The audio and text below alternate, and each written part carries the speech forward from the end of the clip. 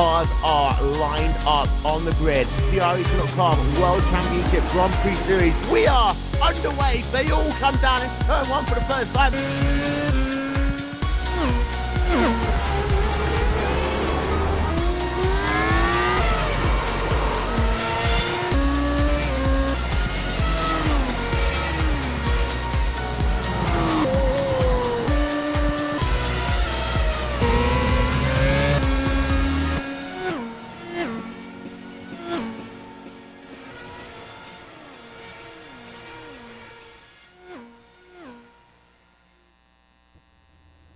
Welcome to Dover International Speedway and iRacing night here on iRacing Live. We're getting ready to go racing with the NASCAR iRacing Class B Series Open Division. Tim and Terry, Tony Stevens to call all the action for you. We're going to quickly go through the starting lineup for this evening's racing action. It's Ryan Manning and Ryan Lowe on the front row. Watch for Ryan Manning. He was strong here 2 weeks ago in this series. Matthew Wright, Trent Ringler, and Brian Ammerman, your top five.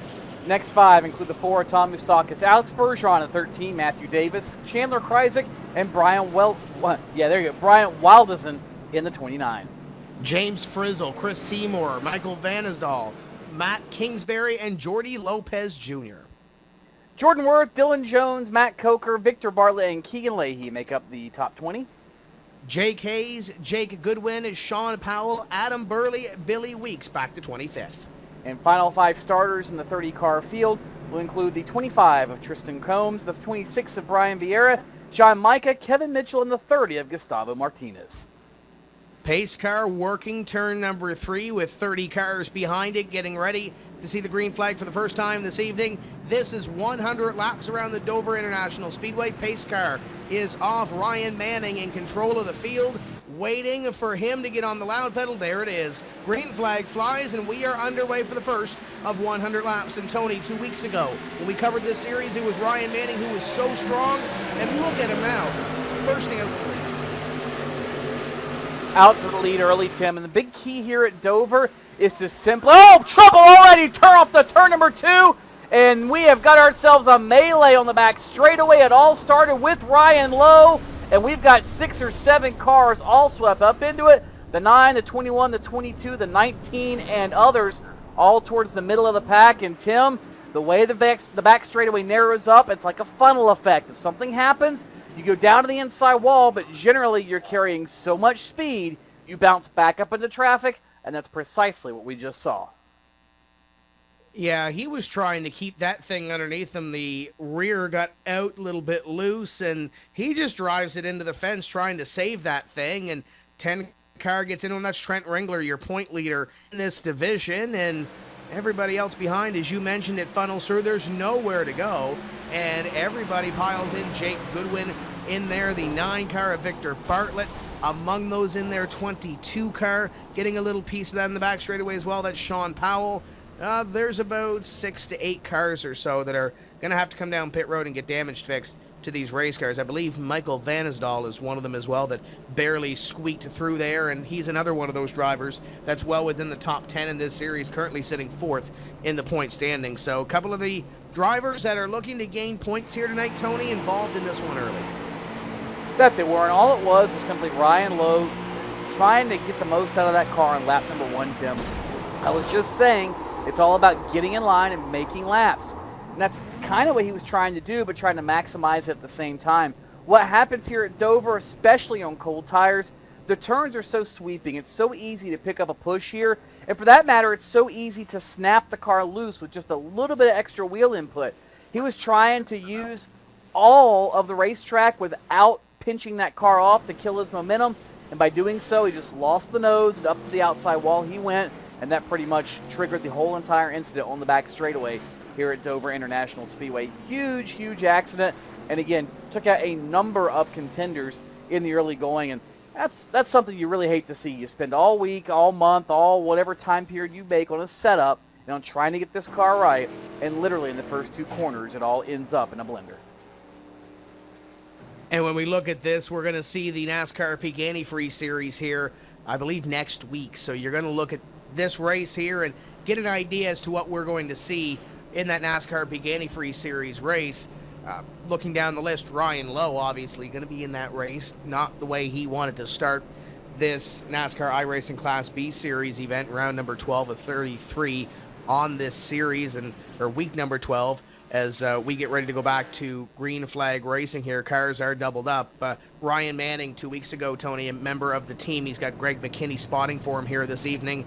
He knows how to get it done. 2 weeks ago when we covered this Class B Series, he was in victory lane. And not only was he in victory lane, he pulled away from the rest of the field.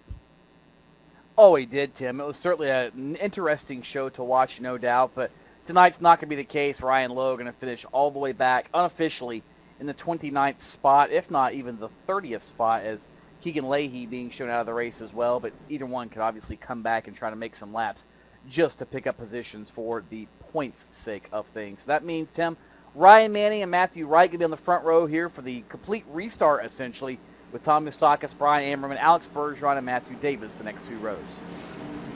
Pace car going to peel off here. Ryan Manning back in control. He waited a little bit before he put the hammer down on the first start of this race. See what he can do on the first restart of this event. There he goes off of corner number 4. Green flag flies, and we are back underway, and we'll see if they can make it through turns 1 and 2 down the back straightaway. First side-by-side battle, Matthew Wright and Tom Moustakis. Oh, trouble! Side. Already Chandler Kryzik sideways in the middle of turns 1 and 2.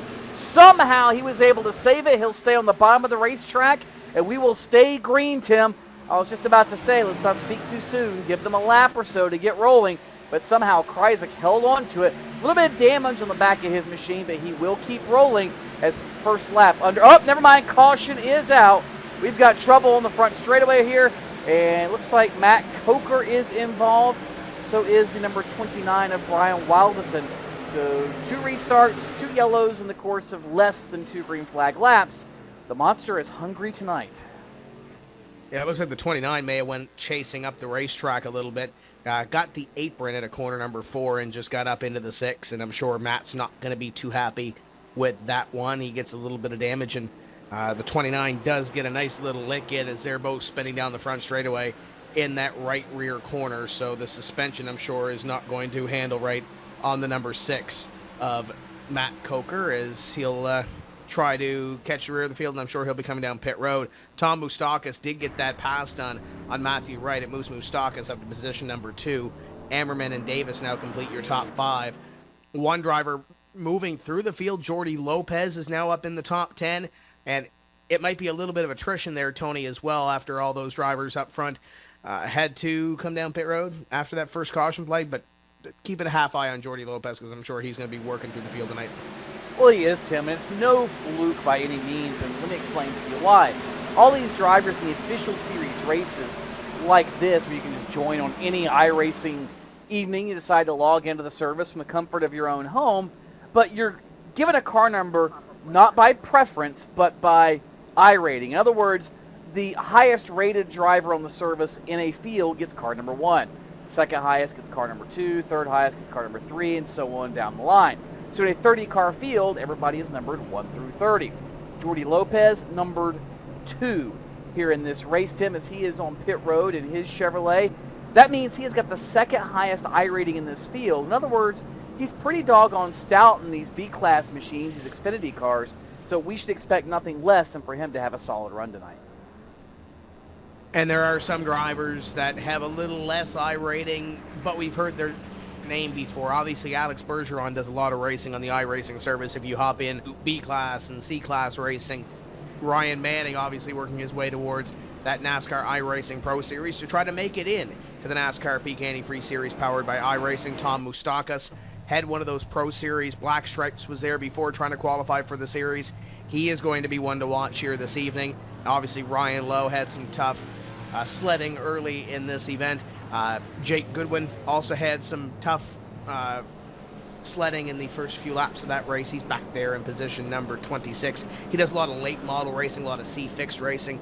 He's from Amherst, Nova Scotia. I've done a lot of racing with him in the past. But you get those friends, Tony, when you log on to not only league racing here on iRacing, where you can host your own leagues and host your own races, but also on these pickup races per se, on the whether it's on this Xfinity style car, or the Sprint Cup Series car, the Camping World truck, whatever style it is, you seem to make those friends, and you also put those notes in the bank, who you can and can't race with, what they're going to do.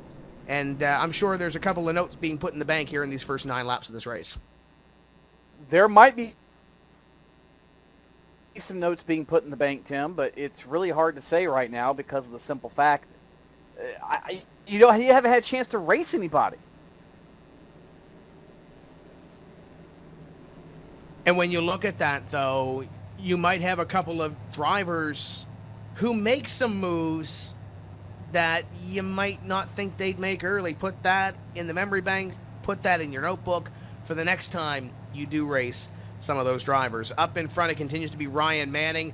We've seen the team do well in the NASCAR Peak Antifreeze Series. He is a member of that team. They've been working on a B setup or a Class B setup for the last few nights, trying to get this thing dialed in for Dover, and maybe they can learn something for that NASCAR Peak Antifreeze Series. Tom Moustakis, Matthew Wright, Brian Ammerman, and Matthew Davis, currently your top 5 as we get ready to double up and go back to racing, Tony.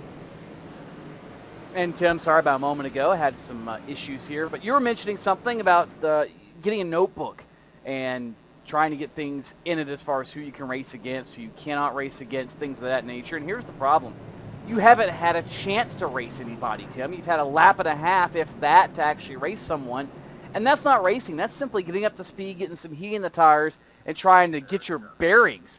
So if we can get 5 or 6 laps in, then you can start to make a notebook. But at this rate, it's going to be very hard to try to get any sort of notebook. The only notebook you're going to get is how to avoid crashes. And while that's useful, it's not the kind of notebook you want to have. Weather this evening, partly cloudy, 78 degrees, wind north at 2 miles an hour, 55% relative humidity. Track temperature, 104 degrees. Makes for a very interesting race. These drivers have had to tailor their setups towards the weather and also this tough concrete jungle. Look at Ryan Manning, already gone as the pace car goes off, trying to fool everybody once again. Green flag back out, side by side for second, and that inside car, Matthew Wright, going to get the advantage on Moustakis. The 11 and 13 going to make it into the top 5. And Tim, I'm going to hold my breath for the time being. Somehow we got through 1 and 2 without contact. Let's see if we can get through 3 and 4 without any sort of contact. Looks like, for the moment, survey says yes. We will complete 1 lap for the entire field under green. So we are rolling now with 11 laps in the books, working lap number 12 as they work the 24-degree banks of turns 1 and 2. Heat still coming up in the tires and the cars, pressure still building. These drivers still on ice. Trouble, here we go. Alex Bergeron trying to go around. He had a little bit of help. How did he save that race car, Tim? Yeah, I don't know how he's hated. Ammerman back here still trying to collect his race car. He's 2 and 3 wide. He's 3 wide in the middle. He's going to go to the inside, and somehow they're going to get back to 2 wide racing. We'll see if they can funnel it off corner number 2 here and keep everything straight. They do so, but you were watching Bergeron. Ammerman also made a hell of a save back here, but once again, he's now outside the top 10 trying to pick off what he can. He's looking at the 27 now to pick up 1 more spot. He is looking, Tim, and that's where the Hornets' nest has been all night long with Ammerman and company. And whoa, hello. John Micah way up the racetrack. Didn't look like he got any help, but maybe he did from the number 15 of Ammerman. Nonetheless, moved Brian Ammerman up to position number 11 as John Micah stuck on the outside of the racetrack, and he will get freight trained here in the early going. Want to make a note as well, the 13 car, a few laps ago, Alex Bergeron, who got the old heave-ho in turn 3. That's not good for his tires, Tim. I don't think it takes a rocket scientist to figure that one out. Yeah, he got some heat in him, but he certainly burned them off trying to save that race car. And he's praying for a short run here just to get some heat in the tires, get a bearing on what his car is doing, and then a yellow so everybody can come down pit road and he can get 4 brand new virtual Goodyear Racing Eagles to bolt on that bad boy and give it another shot. But a lot of things happening now as we finally start to settle in. 15 laps completed. Up front, Manning is gone by 1.4 seconds. Brian Ammerman back here around position number 10. Looking at Brian Vieira for position number 10. 2 making a pass. That's Jordi Lopez on Adam Burley to pick up 1 spot. And he'll look at the 16 of James Frizzle to try to pick up 1 more as they go into corners number 1 and 2. The 2 of Jordi Lopez going to be one to watch here this evening. Not sure how much time they put into that setup here this evening, Tony, but it looks pretty good through about the first 6 or 7 laps of this run. It does, Tim. And further back, Brian Vieira, one of those cars we were just watching, pounded the safety barrier off turn number 2, and he has lost a couple of spots in the course of that exchange. On board with Jordi Lopez now. We talked about him up to the 8th spot, closing in on James Frizzell in the 16 in the 7th spot. But Lopez moving forward in a hurry. His Camaro certainly seems to be locked into the racetrack, and he has got a bead on what the monster needs tonight.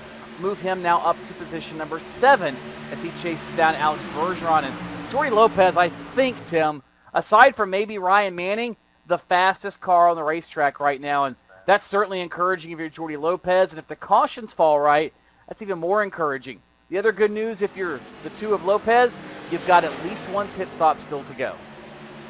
Give Jordi a lap or 2 here now that he's in clear traffic to see what he is running for a time compared to Ryan Manning. Manning's gone by 2 seconds as the 23 and 13 go at it side by side. That's Bergeron on the outside. Use those tires up earlier in that slide. Sliding the wrong way. He's going backwards in this run. But Jordi Lopez, no traffic in front of him. We'll see what he turns here compared to Ryan Manning. There's 4.4 seconds in between them on the racetrack.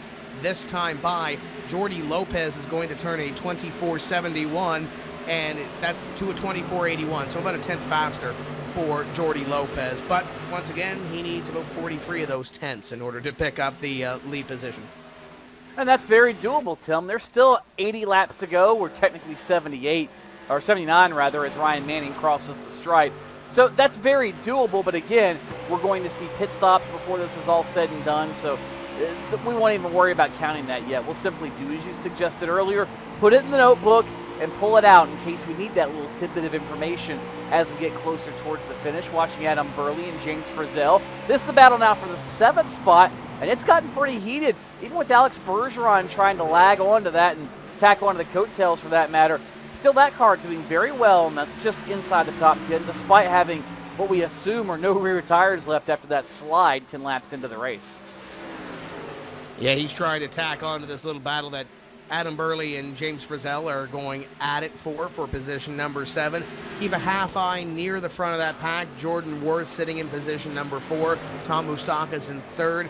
Looks like Jordan Worth trying to close in a little bit. Goes a little bit of a wide exit of corner number 4, trying to gain a little bit of time on Tom Moustakas, trying to drive it off and try to pick up a little bit of extra speed off of these corners here at Dover. But the 3 of Jordan Worth, he's another one of those drivers that does a lot of this B-class racing, C-class racing, and I think we're going to see him come near the front of the field. I don't know if he has anything for Manning, but he should have a top 3 car here tonight if this run continues on the way it is. And again, Tim, we're still early in the run. Yes, we're 25 laps into the race, but those early 2 cautions wiped out probably about half of those 25 laps under yellow. So we're just now getting to the point that drivers know what they've got underneath them, including the number 3 of Jordan Worth as he works by Tom Moustakas. He now knows what he's got underneath the hood on that Ford Mustang of his, so he's trying to get everything figured out and get ready to roll as he now moves himself into position number 3. Further behind him, Matthew Davis now feeling the heat from Jordi Lopez, and Lopez again faster than Ryan Manning the last few laps. He's closed it to within about 4 seconds of the leader. Going to be something interesting to watch as this race goes on. The battle between Manning and Lopez. Manning started on pole. Lopez back in the 15th spot after not recording a qualifying time. Going to be fun to see how this all shakes out, but I've got a feeling it's going to be a Lopez-Manning battle before it's all said and done. And you have to believe that Matthew Davis, as he has Jordi Lopez now to the inside, Lopez going to look at that position, and he will move to position number 5. But when you look at Matthew Davis, if you are points racing, obviously, Tony, it's still early. There's a ton of drop races to use in this series. We're only on week number 12. But Matthew Davis chasing Ryan Manning in the standings, you'd have to believe that Matthew Davis might have that in the back of the mind as well. Hey, if I'm running for a championship, got to keep this car clean.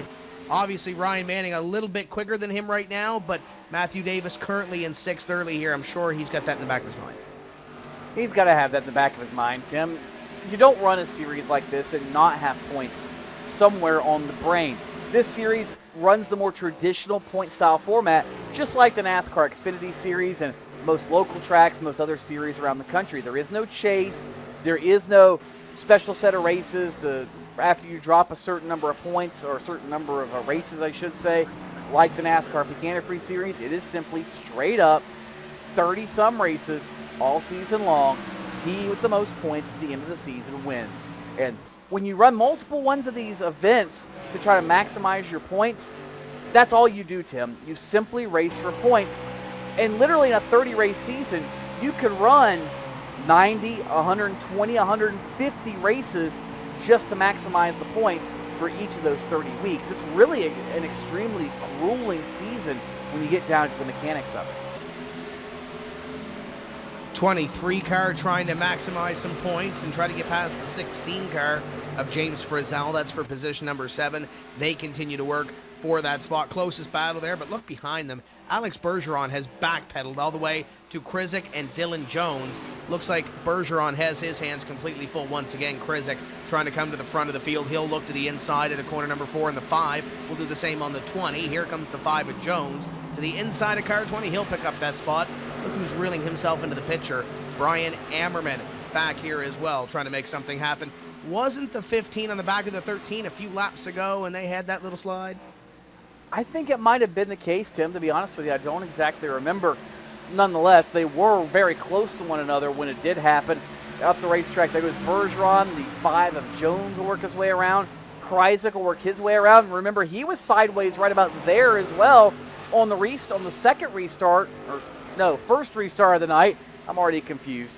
But nonetheless, he was sideways in turn number 2, so he as well nursing some injured tires, if you will, trying to move his way forward. And tough break for Bergeron. He continues to backslide. Now Ammerman, the next one, trying to inhale and make use of the 13 car to put himself a step further up on the scoring pylon. And there he'll go out of turn number 2. Certainly got to have tires here at Dover. They are imperative as long as you're in the corner. And there goes that 15 to the inside, continuing to work Ammerman up the racetrack a little bit, trying to get Bergeron off the line and maybe try to bring Trent Ringler along with him. 13, little bobble at a corner number 4, the 10 of Ringler. Going to try to go to the inside here to try to pick up one more position. That is now a battle for position number 12 and give it to the point leader, Trent Ringler. Ringler moving up one spot here. 13 going to try a crossover down the back, but can't get to him going into 3. Can't do it yet, but something tells me that will probably change here in the next lap or 2. And Tim, this is one place where you really sometimes have to work a guy over. You try to get around him in a corner, try to make things happen, but it doesn't always work that way. And you could spend 5 or 10 laps trying to set a guy up, and you just need that extra little bit, and sometimes that extra little bit is that competitor slipping in front of you. It doesn't take much here. It's such a momentum racetrack. That slight crack of the throttle, that slight bobble is all it takes. Is now here you see Dylan Jones getting underneath Adam Burley, moving himself up to the 8th spot. And that's all it took right there, that little bitty slip to get that opening to make your way around. So car number 23 of Adam Burley going to make the, or go backwards. Here comes the 5 of Dylan Jones once again on the 16. That 5 car has got a little bit of speed to it now as we work into this run. He goes underneath the 16, and here comes that 23 underneath the 16 to try to pick up the position once again, and Adam Burley going to go one position up, as is that 5 of Dylan Jones. It looks like that 5's got a little bit of speed here this evening. We'll see if he can continue that as he looks at the 11 of Davis for one more spot. And the thing I'm noticing about Dylan Jones, at least compared to those around him, Tim, caution, as we've got caution on the racetrack. Problems with the 13 of Bergeron. His second, his first real incident, his second quasi-incident, if you will, had a little bit of help, I think, from the number 30 of Gustavo Martinez. And luckily for Bergeron, minimum contact with the inside safer barrier, if he even nudged it at all. And then I'll put us under caution for the 3rd time tonight, right in a perfect spot for pit stops. This could be the only stop of the night. Yeah, we'll see what Ryan Manning and the rest of these guys can do here on this stop. I'm sure Greg McKinney on the box is trying to figure out what changes need to be made, if at all, to Ryan Manning. I don't think you really need to make a whole lot of changes. Maybe throw some new tires on it, fill it full of fuel, and get it back onto the racetrack. We'll see what the 8 car and the team do here as the Best Overhead Doors sponsor team coming down And here comes the 8 and the rest of the field.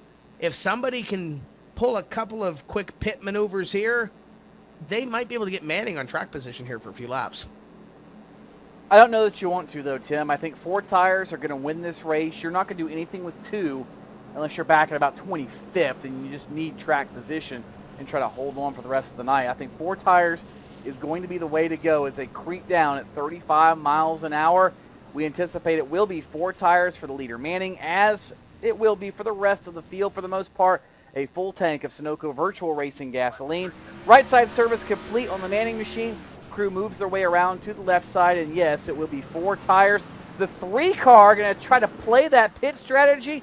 Well, check that. No, Jordan Worth was in the 3rd spot. He just had a heck of a stop. He'll come out in the 2nd position, right back to 3rd as Ryan Manning will win the battle off pit road. And Jordi Lopez in 4th, out 4th, and most importantly, he now within sight of the leader. We'll take the opportunity here to take a pit stop of our own. You're watching the NASCAR iRacing Class B Series Open Division at the Dover International Speedway. Don't go away, race fans. We'll be right back.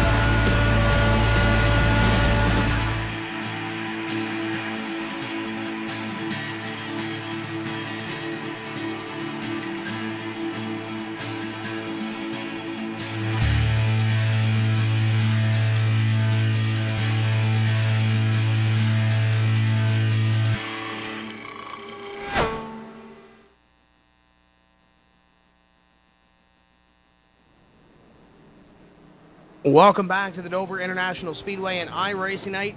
Ladies and gentlemen, be sure to get in on the conversation here on Twitter, hashtag iRacing Night, and you can get in on the conversation. Tell us who you're cheering for here this evening. I know Ryan Manning's got a few fans out there. Alex Bergeron, I think, has got a few on Twitter as well. Once again, you can follow at PSR TV, hashtag iRacing Night, and get in on the conversation and see what the others are talking about that are watching here this evening on Fans Choice TV and iRacing Live. Ryan Manning, Tony, every time we see him in this Class B Open Division, he seems to be running up front, and so far so good through the first 43 laps of this one. Yeah, Tim, but this is going to be a completely different race at this juncture. We're closing it on halfway. There will be 57 laps to go when we go green. This is the first time since the initial drop of the green, well, really first time all night. I think he's had equal competition next to him. Jordan Worth started 16th. He now will restart 2nd. And Jordi Lopez Jr. also in that outside lane in the number 2. Those are the 2 cars I think you need to watch on this restart. They have both come from mid-pack up to the top 5. They could be the nightmare Ryan Manning was dreading as he gets on the loud pedal. And we are back under green, 43 laps to complete and 57 laps to go. Matthew Wright going to try to pick up a position here on the inside. He's going to do so behind them. The 4 of Moustakas, the 2 of Lopez going to go side by side as Jordan Worth sticks the nose underneath Matthew Wright there. Nothing doing down the back straightaway. Top 5, 6 get single file. And now it's side by side between Frizzell and the 11 of Matthew Davis. It looks like Frizzell going to go backwards here on this outside line. Yeah, the outside is not seemingly the place to be, no matter who you are tonight. And Frizzell trying to make it work just can't do it. These cars so momentum dependent, Tim, and as narrow as this racetrack is, you look at it and say, well, you can fit 5 or 6 cars wide easy here. Yeah, you can. But you carry so much speed that ultimately the groove is so narrow that you really can't try to carry that speed through the corner. You run the risk of bouncing it off the outside wall, and even if you don't try to slow yourself down, inherently you do, just by the nature of the line you have to take and the way the straightaways almost narrow up here at Dover. So Frizzell doing yeoman's work on the outside, but it's not working. Further ahead of him, Tom Moustakis and Dylan Jones doing battle. Looks like Jones trying to move himself forward. Can't quite complete the pass. Now he'll finally do it off turn 2, Tim. Yeah, there's a cat that's been moving up through this field. We talked about him on the last green flag run, Dylan Jones. Going to move up that spot and come a little bit closer to the front of the field. And we'll see. This might be his big task early in this run, Tony, if he can run down those 3 in front of him and make any headway. The 2 of Jordy Lopez looking underneath the 3. This might help that 5 a little bit, try to get up here as Lopez going to pick up a position on Jordan Worth.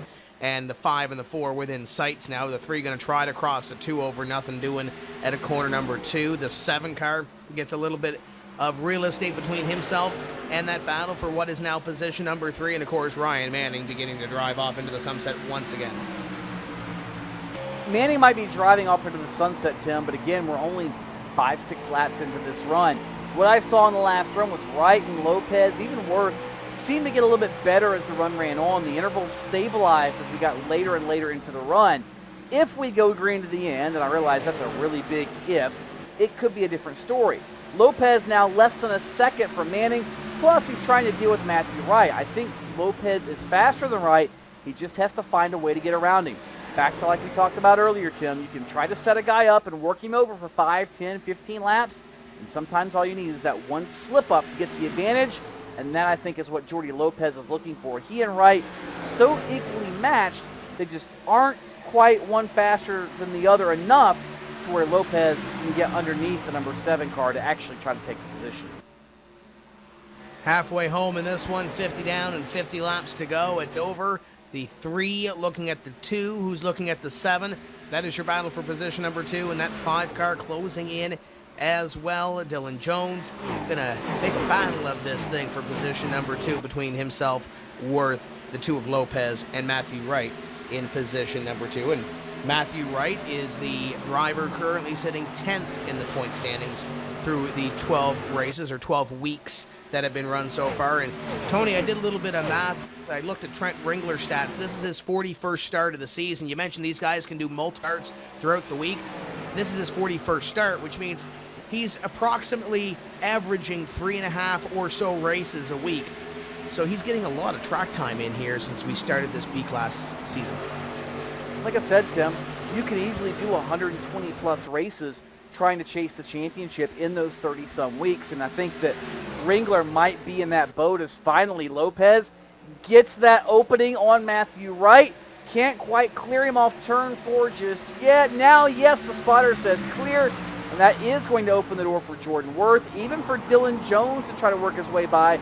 And look how quickly Lopez pulls away from Worth and from Wright, battling side by side back to that 3rd spot. You've got to be single file to make maximum time here. You've got to execute your passes quickly. Otherwise, you're going to waste a lot of time. We're seeing that now in 3rd. The gap over the course of 1 lap, almost 10 car lengths.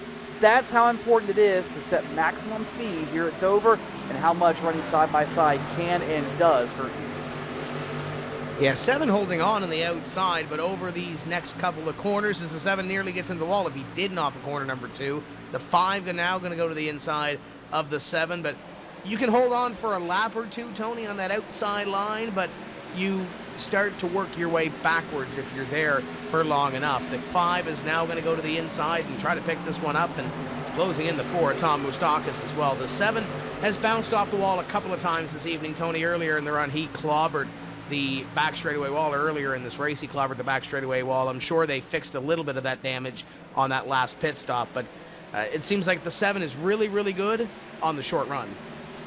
On the short run, Tim, exactly. And doing what he did on the outside, I'm afraid he just shortened that run a little bit. Nobody that we've seen has been that strong on the outside. Now, Wright wasn't making up positions, but he certainly fought hard on the outside. And that can be a benefit late in the race if we have a late short run, but Right now, I think Wright probably would have been wiser just to let those guys go and settle in and try to save his stuff to let this run play out. We're closing in on 40 laps to go. It's possible we could go green the rest of the way, but I have a feeling we have not seen the final yellow flag. So Wright, probably just smarter to count his cards as it is and place his bets based off of what's coming up. And that means Tom Moustakis is going to be the next one now to try to play the cards that he has on the 7 of Matthew Wright. You're right on the roof of Tom Moustakis, looking up to the 7 of Matthew Wright, trying to close in and take position number 5 away. And Brian Ammerman back here in the battle as well. And he's on the wrong end of this one. He's on the outside, as they're checked that the 11's on the outside. That's Matthew Davis. Ammerman just made the move. Burley's going to make the move. Trent Ringler's probably going to get underneath here, and he will. And Frizzell going to try to get here as well. He's not going to get there in time. The 11's going to find a spot in the line, but that's how easy it is. Matthew Davis going to lose a few spots, and it might have been the smarter thing, Tony, for him to backpedal to try to find that inside line. Now he can focus on trying to get back 1, 2, or maybe all 3 of the positions he lost, but he might lose one more before he gains any. The 16 is on him. And Tim, that's case in point, just what I was talking about with Matthew Wright.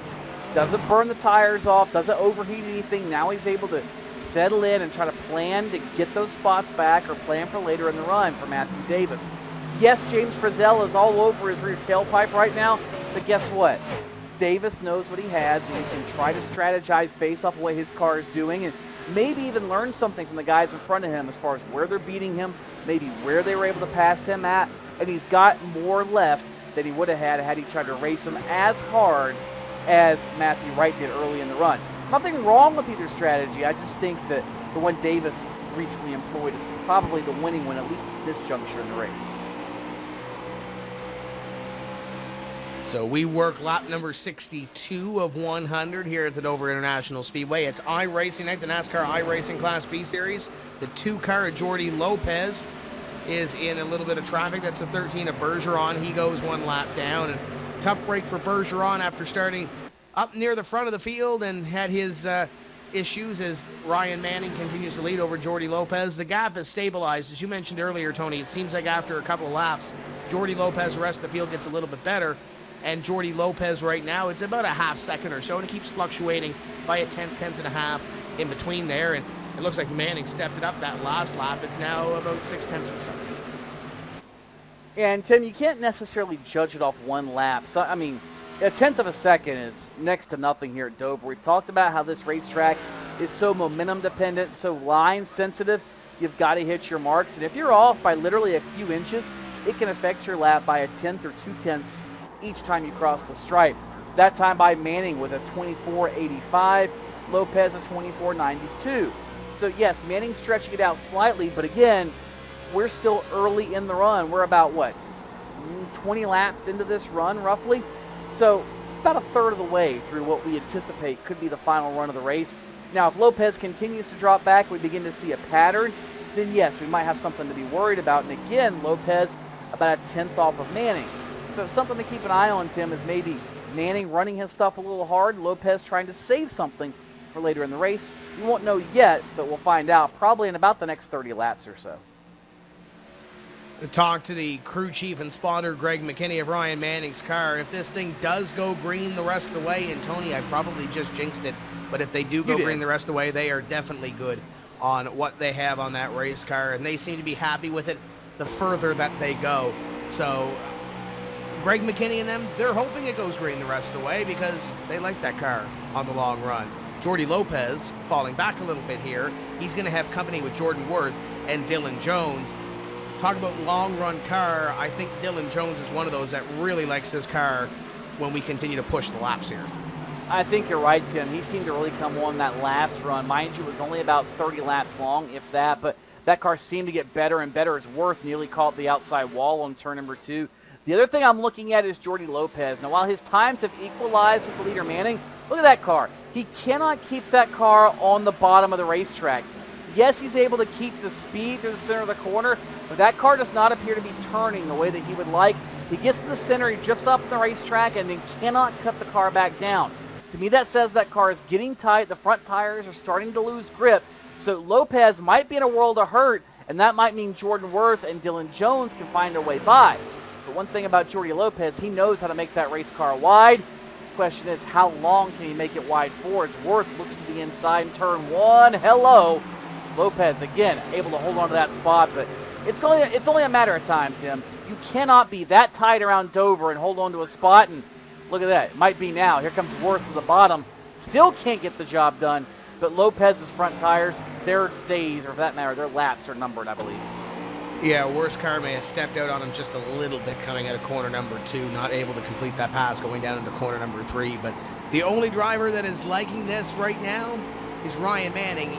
A couple of laps ago, about 5 laps or 10 laps ago, it was about a half second between himself and second. Now it's 1 1/4 second between himself and Jordy Lopez. And that gap, I'm sure, is going to be bigger this time by as Jordan Worth continues to track down and pound that number 2. Going to go to the inside here on the 2 of Lopez, side by side for position number 2. The 5 is here as well, trying to pick up one spot on Jordy Lopez. If Worth can clear him off corner number 2, he does. And now here comes the 5 to the inside, trying to put himself in position number 3 before this is all said and done. The 2 is going to find a spot in the line right in front of the 7 of Matthew Wright. Looks like he's found something here in the late run of this one as the 7 gets a little bit loose off corner number 4. Going to lose a little bit of time to the 2, but Jordy Lopez now falls to position number 4, and he continues to fall. He missed corner 1 and 2, and here comes the number 7 trying to pick up something here. In front of them, there goes the 5 of Dylan Jones to the inside of Jordan Worth.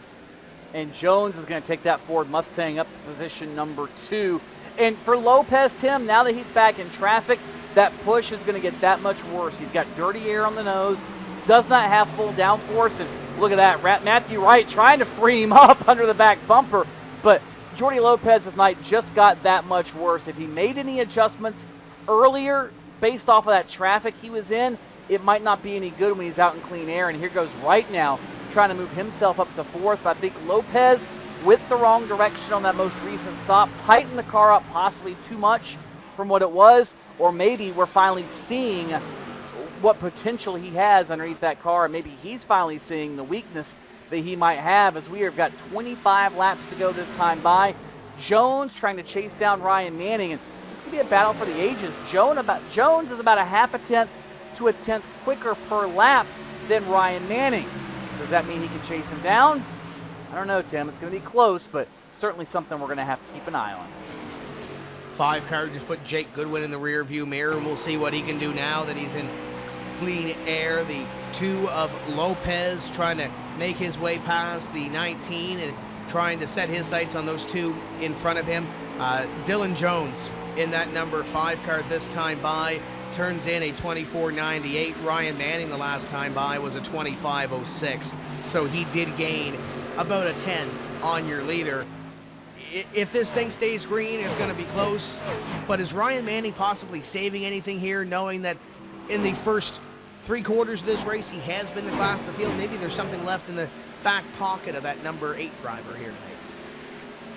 There could be, Tim. Now, I wouldn't put it out of the realm of possibility for something to be there. Manning, a veteran, knows what it takes to win these races, and one of the things he knows it takes is to not burn your stuff up for no good reason. He's got a comfortable lead, just out there making laps. And the downside to doing that, though, Tim, if you really have to push the car, you don't know maybe what it did towards the end of the run. Now, if you can stay in front of Dylan Jones or whoever you happen to be battling, it really doesn't matter, I guess. But Manning could be saving something. I keep watching his lap times. He fluctuates back and forth within about a tenth. But overall, Tim, he has been in the same exact lap time range, lap after lap after lap after lap. I think he's simply giving it its all right now because he does not seem to be saving anything. Just gradually as a whole, watching the pattern of lap times, he's falling off as the tires fall off. So I think Manning, maybe not pushing it to the utmost extent of control, but I think he's getting probably 98% of what that car has to offer. Sean Powell just went a lap down to the leader, Ryan Manning, this time by. They'll come up and see 20 laps to go. Dylan Jones running in second and comfortably in position number 2. The change for third has been made with Matthew Wright taking that pass on Jordan Worth for position number 3.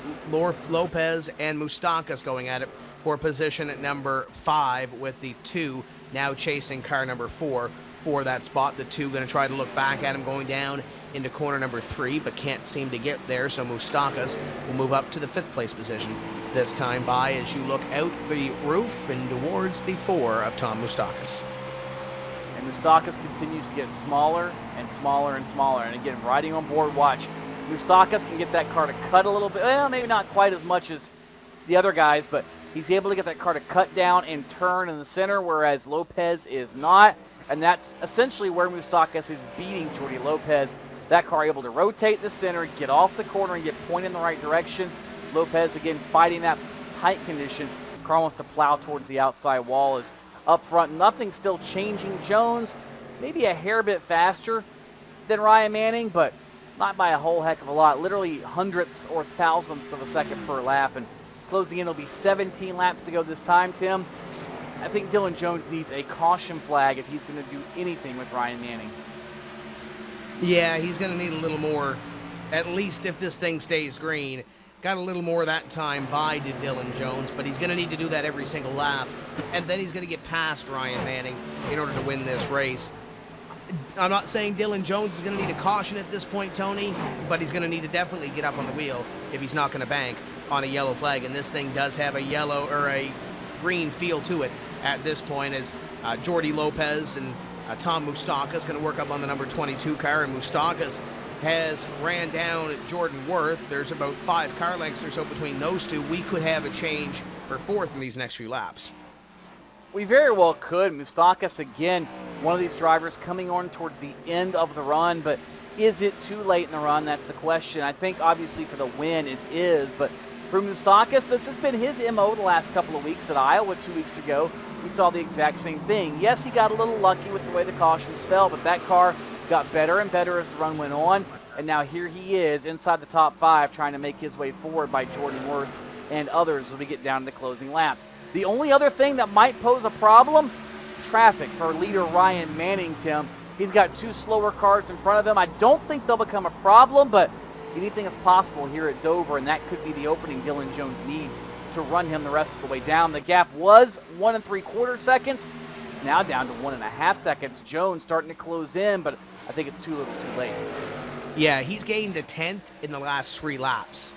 If it continues to be that pace, it's not going to help Dylan Jones. Now, Ryan Manning did not have any effort or any problem getting past Jake Hayes and Matt Kingsbury, as now they go side by side for what is position number 21. Here comes Dylan Jones. Jones is looking at these two now, and it looks like he's going to have a little bit more of trouble. The 21 pulls over, and now he's going to have to deal with the 18 down the front straightaway. The 5 of Dylan Jones to the inside, and I think Manning had a little bit of an easier effort than Jones did, but he gained 0.3 of a second there, or the better part of 0.3 of a second in the last 2 laps. He did, Tim, but again, I don't think there's enough time to make this happen. Jones down to 1.2 seconds, and Manning has essentially got clear track ahead. This time at the stripe, Manning a 25.19, Jones a 25.23, lost just a couple of hundredths of a second. And with 11 laps to go, Tim, he's going to have to close in a 10th plus per lap on Ryan Manning. I do not see that happening unless Manning just completely loses it right now. Anything's possible. He might burn the right front off, or the tires might go awry. It's just in the realm of reality, I don't see that happening for a driver like Ryan Manning. Car in the wall on the front straightaway. We can stay green. That's the 22, I believe, that may have smacked the wall. Check that 21 of Kingsbury as he's off the pace a little bit. Ryan Manning, Dylan Jones, once again, it's about a second, Tony. But Jones going to have to get up on the wheel here, because we're going to come this time by to 9 laps to go. And Ryan Manning, it's not that he can cruise at this point, but he can continue hitting his marks. I think he'll be fine here. Yeah, second lap in a row now that Jones has closed in about a 0.5 tenth or more on Ryan Manning. It's 1.1 officially. It'll be 8 laps to go this time. Yes, Jones is closing, but he's not closing fast enough. It's to the point now he can start to see Ryan Manning. Manning might catch Brian Vieira and Kevin Mitchell here in the waning laps. And if that happens, it could be the opening that Dylan Jones needed. Jones has knocked it down to 1.02 seconds. Last time it was over a 10th he closed in. Tim, he might have just enough left in the tank that if Manning catches traffic, it could be all he needs to take advantage here. It will probably be a last lap pass if it happens. Yeah, it's going to have to be a last lap pass or probably come close to it. He gained 10th and a half that time by. But the question is, catching him is one thing, Tony. Passing him is a whole different ball game. He's going to have to get up on Ryan Manning and possibly even move that number 8 car in order to get by him, because Ryan Manning is not going to roll over, especially the way he has dominated this race, and he's not going to make it easy on him.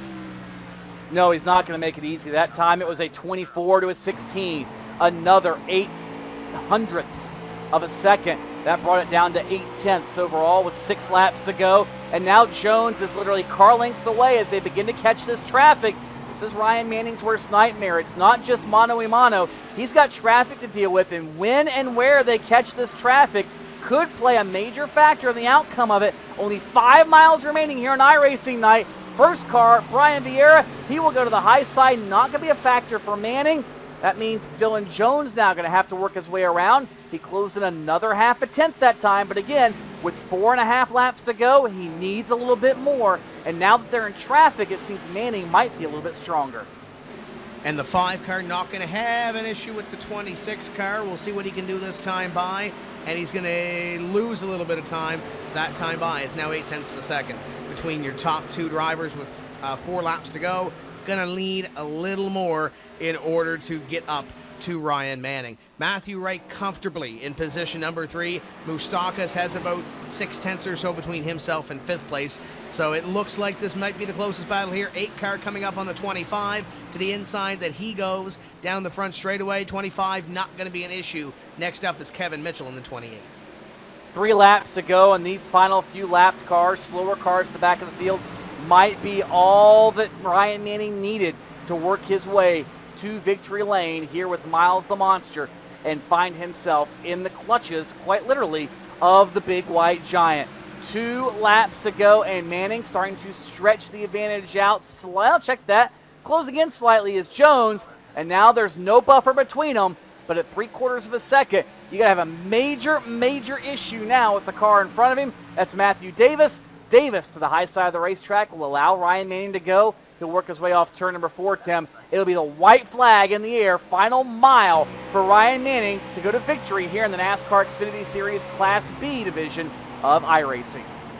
Dylan Jones had a little bit of an issue with Matthew Davis trying to get past him down the front straightaway that time. That may have sealed the victory for Ryan Manning as he will work through 3 and 4 for the final time here this evening. Ryan Manning 2 weeks ago was strong on iRacing night, and he's going to go back to victory lane here on Fans Choice. Ryan Manning to victory lane. Dylan Jones comes home in second. What a valiant effort for the 5-team. Matthew Wright in 3rd, Moustakas in 4th, and it looks like Jordan Worth is going to get Chandler Krizik at the line, and they were battling for 5th and 6th coming down to it. Jordy Lopez was up there in that thick as well, and he's going to finish back there in 8th behind Adam Burley. Yeah, Lopez falling there towards the end of the race. And Tim, to show how dominant Manning and Jones were, and for that matter even Matthew Wright, the top 2 were 0.5 second apart, but Wright 5 seconds off the lead, Moustakas 8, and then the rest of the field 9, 11, 13. Those guys up front were stout. But I have to say, if it was not for that first lap crash, I would have been very curious to see what Alex Bergeron and Ryan Lowe and even Keegan Leahy could have done. But this is not a sport of woulda, coulda, shoulda. It's a sport of what actually did happen. And Ryan Manning survived the chaos. He was the dominant car all race long, and now the best overhead door Chevrolet Camaro will, back it into the inside wall. It's not going to fit the templates, but it doesn't need to, Tim. He's going to go to victory lane.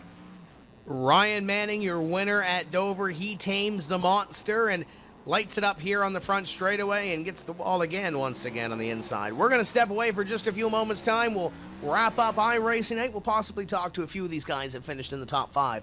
Don't go away. Post-race up next.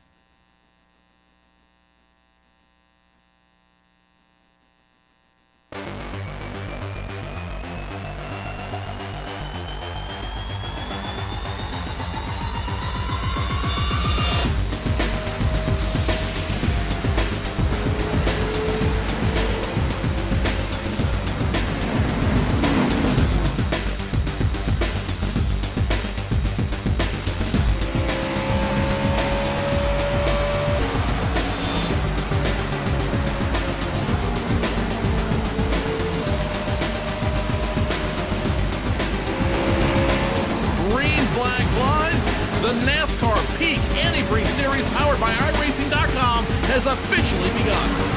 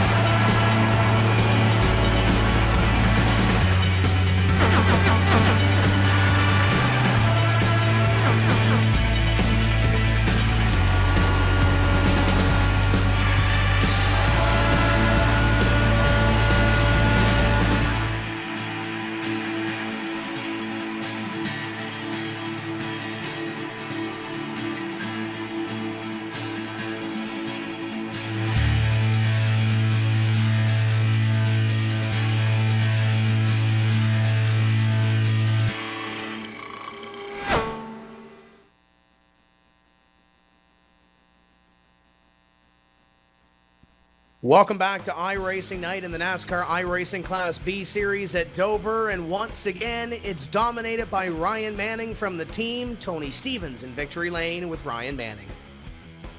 And Ryan Manning, very happy to be here in victory lane at Dover. First off, Ryan, lap number 1, things got really, really crazy. How close were you to being taken up in the chaos that was the Turn 2 crash?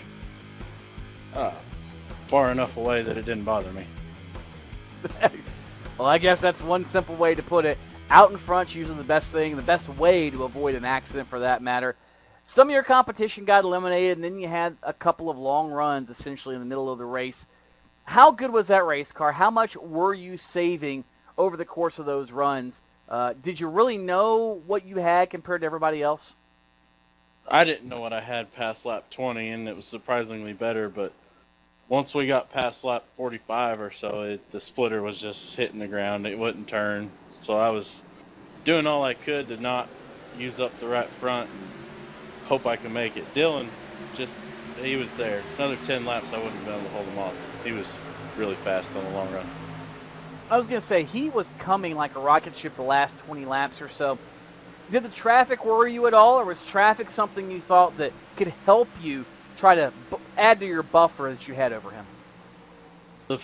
Late in the run, I think with 12 laps to go, the first 2 I came up on were perfect, where I could pass him in the center of the corner and come out wide of the wall and not lose any momentum. The third one hurt me pretty bad because I caught him right at the exit and I had to lift and not run into him, and I thought that was game over for me. But it kind of same thing happened to Dylan too, so it wasn't as bad as I thought it was going to be. Sometimes it's better to be lucky than good. Nonetheless, you came home with the checkered flag. All it was a half a second advantage, but it didn't matter. They don't ask how, they ask how many, and you added another one to the win column tonight. Congratulations on a win here on iRacing Night on Fans Choice. Thanks, guys. That is Ryan Manning, the winner here tonight at Dover International Speedway in the NASCAR Xfinity Series Class B Series. One of the other drivers who were watching over the course of the night that I believe we've had a chance to catch up with is standing by with Tim Terry, and that driver finished up in the 4th spot. Tim? And that's Tom Moustakas. And Tom, you had the battle with Dylan Jones, Matthew Wright, Jordan Worth, a lot of those guys. Jordy Lopez was in that battle as well. Talk about that little fracas there for what was ending up being second on back. Yeah, I saw those guys on that last run there from 3rd, 4th, 5th. They were about a second in front of me and started trading spots. And I thought they were all going to finish in front of me there because they were better on the short run. I guess I had something better than Jordan and Jordy there. I got them and got back up to 4th, so I was happy with that. It was fun racing, pretty clean up front, except for the opening laps. Yeah, let's talk about that. A couple of incidents at the start, and then we had a long run to close off that race. Did you expect it to go green as many laps as it did at the end, considering how we started? Uh, Not really. It was a big field with 30 cars, but I think a lot of them got a lot of damage early, and a lot of guys got knocked out, and everything kind of spread out there after the last yellow. So yeah, I was expecting another caution or six. You do a lot of racing on this simulation. Where do we see you racing, and do we see you making another run at that NASCAR iRacing Pro Series in the future? Right now, probably not, as far as the Pro Series goes, but this is now I think the second. I ran the last B race that you guys broadcasted, and I finished third in that one, finished fourth in this one. So maybe I'll start running these, and been running some trucks lately and have fun with that. That's about it. And who do you got on board for your team here this season? Because I know you got some guys helping you that had to build this setup here this evening. Yeah, all the credit goes to Josh Hanner on this one. He sent me the set about an hour before the race, and he was going out for the night, and I said, well, I'll race it for you if you want. So brought him in fourth place, and I'm sure he'll be happy with that. And that's Tom Oustakas coming home in position number 4 here this evening. And Tony, this race, obviously dominated by Ryan Manning. You had Jones closing in at the end of it, but there was a lot of battles throughout this 30-car field. Tim, there really, really was. And welcome everybody back to our virtual studio here at PSR TV and iRacing Live. Tony Stevens, Tim Terry, hanging out with you. And Tim, there were a lot of battles throughout the night, no doubt. We looked back through the field, and there was a lot of side-by-side battles for 5th, for 8th, for 10th, for everywhere throughout the running order. And as Ryan said, and as Tom said, a lot of guys seemed to get torn up early in that opening incident. And I think that kind of put a damper, if you will, on what we saw tonight. I think the racing would have been much fiercer and much closer, which it was already close enough and a good race as it was. But I think that would have been that much more intriguing to see what some of those guys could have done with intact race cars and not race cars that ended up getting mangled on lap number 1. So certainly entertaining to see how it goes. My biggest question is going to be, what do we see for the NASCAR Pecan Free Series, Tim? Because this racetrack is known to be a track kind of like we saw tonight where anything can happen. It is a bit of a wild card. Kenny Humpy comes in here with nothing to lose, essentially. If this is his drop race, great. He'll be happy to see that. But everybody else chasing him next week could be a make-or-break race for their championship hopes. Yeah, but Kenny Humpy has dominated this season. So when you look at it, Dover shouldn't be any different than what it has been this whole season, or what it has been this season for the NASCAR Pecan Free Series. Sure, you're going to have his teammate Chad Lawton, Kevin King, all those guys that run up front. Cody Bias was so close at Charlotte.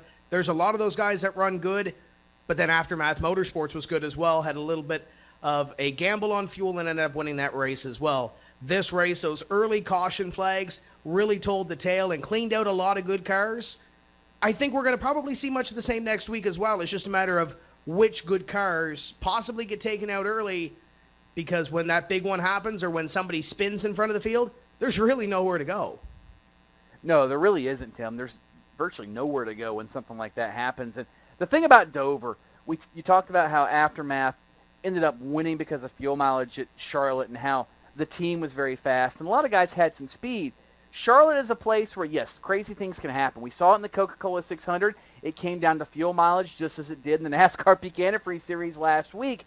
But Dover is a track that, because there is so much corner and so much momentum, the setup has got to be perfect. If you're off on balance, you will pay the price. You'll burn the right front off and not be able to turn, or you'll burn the right rear off and not be able to get back on the gas. And that is crucial at a racetrack like Dover, where momentum is so important, and being able to get through each end of the speedway really sets you up for what kind of day you're going to have. And as we've seen so far this season, slip angle has been good, but the team has, by far, in my opinion, been the best at having balanced race cars for a long run and being able to keep them under them for the course of each one of those tire and fuel runs. I think, again, the team is the group you're going to have to beat here at Dover. I don't see anything crazy happening here as far as fuel mileage. The only thing that can beat the team next week, well, there are two things: themselves or some piece of misfortune, a wreck, for instance, that maybe is not their doing. it seems like the only driver that can really keep up on pure speed the last couple of weeks has been Ray Alfalin. He's a driver that has won 2 championships. He knows how to win races in this series. If he wants to get up on the wheel and get his 3rd championship, he's got to beat Kenny Humpy. He's got to start doing it now, and that'll happen in 1 week time. That's the Dover International Speedway coming up once again, 1 week time on the NASCAR Peak Antifreeze Series, powered by iRacing, Fans Choice TV, MRN, all of our affiliates. iRacing Live is the place where you're going to want to be. That's pretty much going to do it for us here this evening on iRacing Live. So for everybody here on the PSR TV staff, Tony Stevens, my name is Tim Terry. Joe Cortez will be with us here next week once again for the NASCAR Peak Antifreeze Series. We'll see you next week when we say, let's go racing. Keep the hammer down, and we'll see you at the track.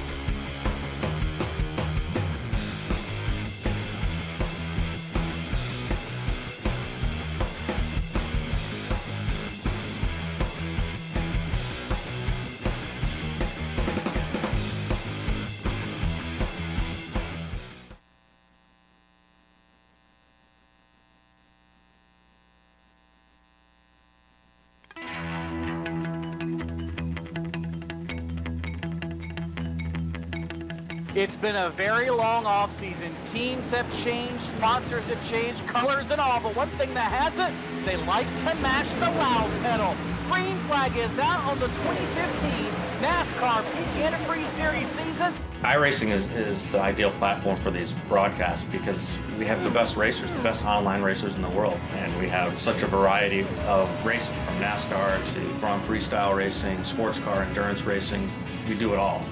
Since 2010, the iRacing.com World Championship Grand Prix Series has been the absolute pinnacle of road racing in a simulated form.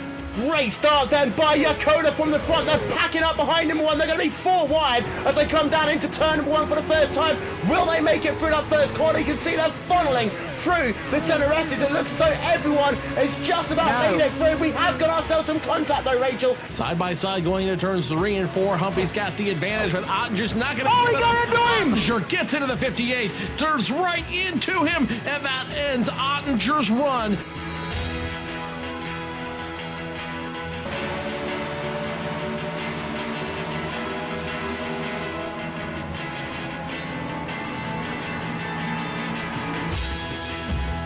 We do a lot of live broadcasts now. Every Tuesday is NASCAR night, so on alternating Tuesdays we do the Peak Antifreeze Series. And on the other Tuesdays, the B-Class Series, which is the Xfinity cars, and sometimes we'll even do some short track racing depending on the schedule. Every other Saturday, we do the iRacing World Championship Grand Prix Series, so the best road racers we have. And we also broadcast some special events, including the Endurance Championship, which is part of the Road Warrior Series. So we broadcast the Daytona 24, the Sebring 12-hour, we'll do the Watkins Glen 6-hour, several other races along there. And then, of course, the iRacing Pro Racing Champions, which is usually our biggest and most watched event of the year. That is short track racing, and that's how awesome this sim is, Joe. That's something you see on TV on highlight reels, and we just saw it here, live. We invite iRacers who are real-world racers, and they compete every December. Guys like Alex Gurney, Justin Wilson, Scott Speed, Ron Capps, the list goes on. Really some big-name drivers from all major forms of motorsport. It's really neat to see them get together and race together. See Laughlin up top, down to the ball, gets turned! Laughlin gets turned! Caution is out foul at the front of the field! The easiest place to find the broadcast is on our website, iracing.com/live. So you can find some of our races on fanschoice.tv as well. A nice place to find iRacing broadcasts. You can also find it at mrn.com and peakauto.com.